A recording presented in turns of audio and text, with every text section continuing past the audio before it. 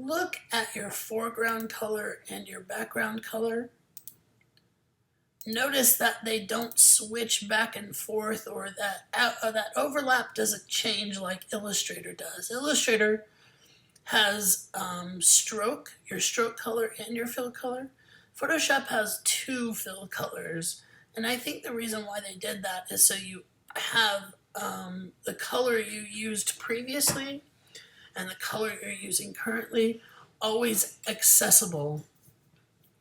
And it just makes life a little bit easier because you always have those two colors readily available.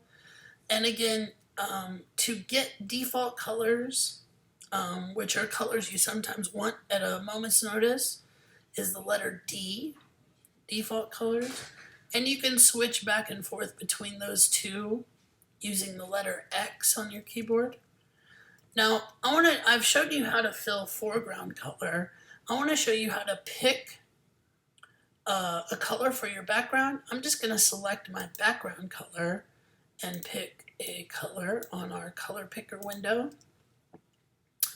And then I'm going to pick a different color for my foreground color.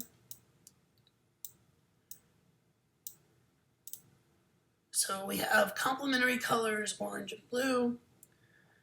And I want to show you how we can add to this composition with a couple more layers and a couple more shapes.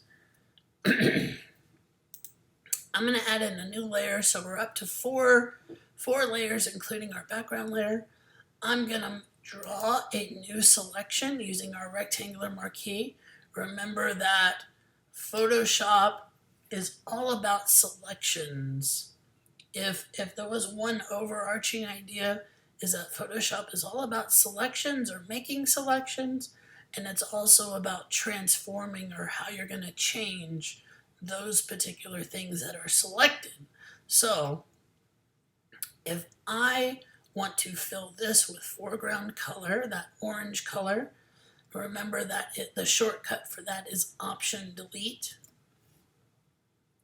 But if I want to make a new layer and I have that other blue in my background color, I have that readily available too. If I hit down Command Delete, I can use that background color as a fill color as well. So I have two colors readily available for me to either fill foreground color or background color. I'm going to make another layer. I'm going to deselect this, Command D. I'm going to pick another color. And let's pick something I haven't used. Here's a magenta. I'm going to make a bar that goes all the way across the bottom. And I'm going to fill that with our background color, so Command Delete. And now we can really go to town with rearranging these by selecting our Move tool and moving these. Notice that this logic of layers, this layer stack that we have, really makes sense because this magenta box here is covering or overlapping every single shape. And that makes sense, it's on top. So that's filling with foreground color, that's filling with background color.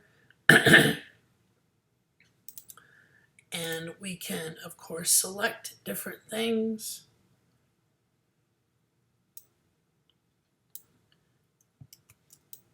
Select different things and move them around. And we're already starting to compose our composition.